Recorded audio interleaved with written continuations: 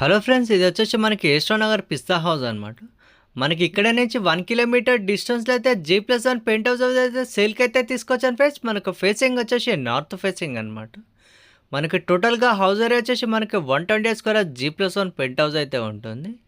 ఈ హౌస్లో మనకి బోర్ ఉంది, అలాగే మనకి మంజూరా కనెక్షన్ అయితే అవైలబుల్ అయితే ఉంటుంది.